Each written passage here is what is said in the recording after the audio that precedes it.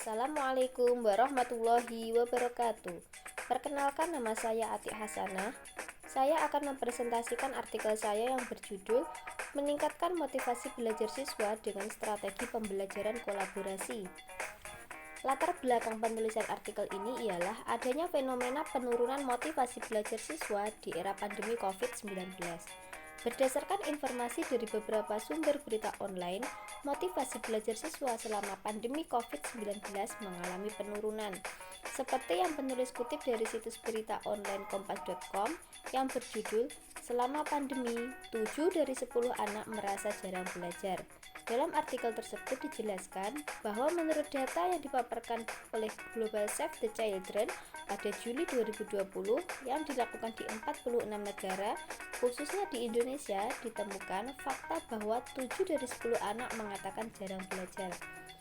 Fenomena tersebut disebabkan oleh beberapa hal seperti keterbatasan materi belajar, tidak memiliki handphone, dan tidak adanya bimbingan dari guru.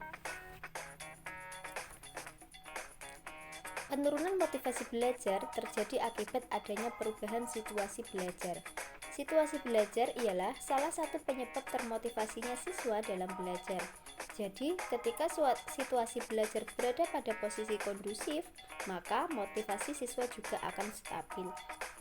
Hal ini sesuai dengan pendapat yang dikemukakan oleh Lee and Key yang dimuat dalam jurnal karya Rifa Hidayah dan kawan-kawan yang berbunyi A Good Climate Can Improve That Students' Motivation, di mana dalam pendapat tersebut mengandung makna bahwa iklim belajar yang baik akan berpengaruh pada motivasi belajar siswa. Penelitian terdahulu dalam artikel ini ialah karya Nur Faisal dan Ais Imro'atul Mu'awanah.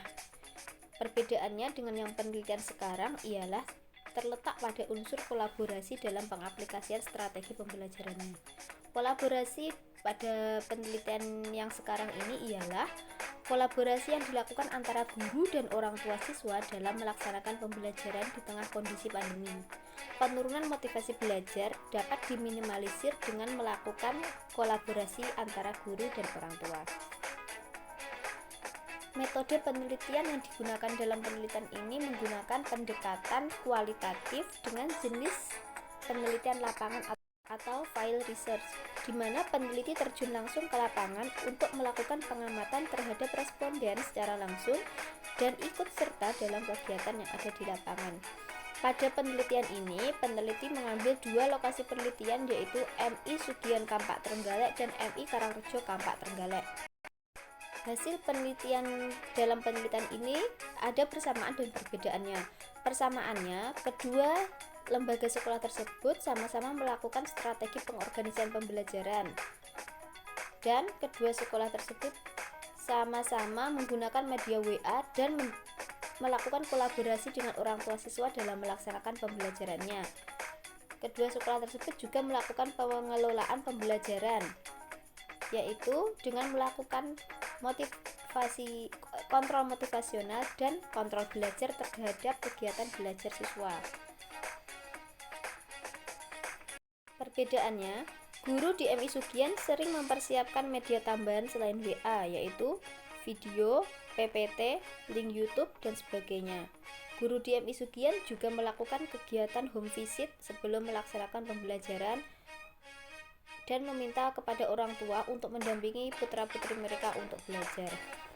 Untuk penyampaiannya tidak terdapat perbedaan.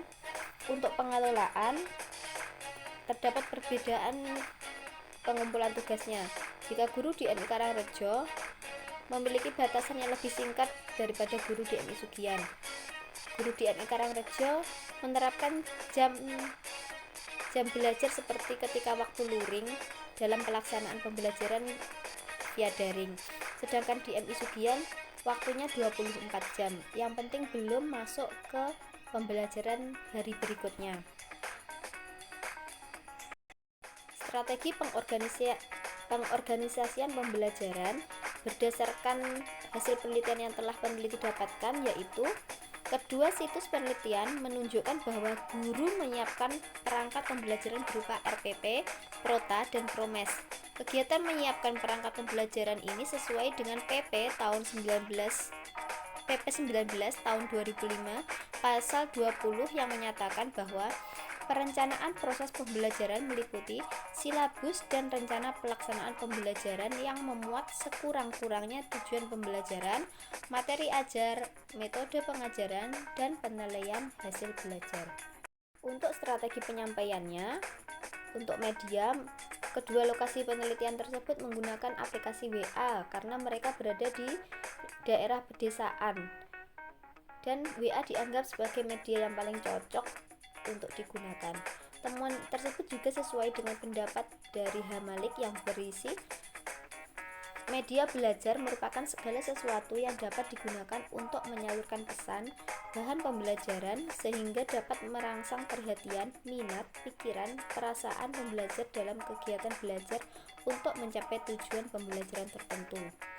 Untuk kolaborasinya, dalam melaksanakan kegiatan pembelajaran selama pandemi, kedua sekolah tersebut menggunakan sistem kolaborasi dengan orang tua, di mana kolaborasi tersebut berupa komunikasi antara guru dan orang tua dalam melaksanakan kegiatan pembelajaran. Komunikasi tersebut terkait dengan materi pembelajaran, motivasi belajar yang dilakukan siswa selama pembelajaran dari rumah, dan hasil belajar siswa. Untuk strategi pengelolaan pembelajarannya, kedua sekolah tersebut melakukan pengelolaan motivasional dan kontrol belajar. Untuk pengelolaan motivasional, siswa diminta guru untuk mengirim bukti belajar berupa dokumentasi foto saat siswa sedang belajar dari rumah. Pengelolaan motivasional ini merupakan bagian penting yang terdapat dalam interaksi siswa dengan pembelajaran. Pengelolaan tersebut berfungsi sebagai pemicu bertambahnya motivasi belajar siswa. Hal ini sesuai dengan pengertian motivasi belajar menurut Sumardi Suryabrata dalam jurnal karya Herbeng Masni, yaitu motivasi merupakan suatu kondisi yang ada dalam diri seseorang untuk menjadikan seseorang tersebut terdorong melakukan sesuatu. Selanjutnya, guru di kedua lokasi penelitian tersebut juga melakukan kontrol belajar. Kontrol belajarnya berupa pengiriman bukti hasil tugasnya.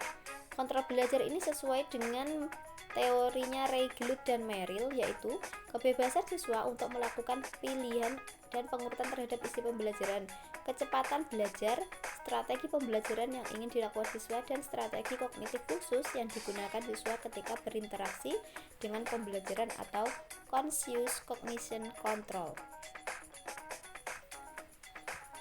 Kesimpulannya yaitu guru di MI Sugian Kampak Trenggalek dan MI Karangrejo Kampak Trenggalek menggunakan 3 macam strategi pembelajaran dalam melaksanakan kolaborasi dengan orang tua.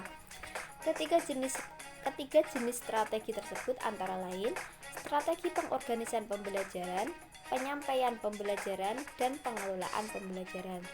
Dalam strategi pengorganisasian, guru di kedua sekolah tersebut melakukan pemilihan isi dengan cara melakukan pemilihan materi, penataan isi dengan cara membuat perangkat pembelajaran berupa silabus dan RPP.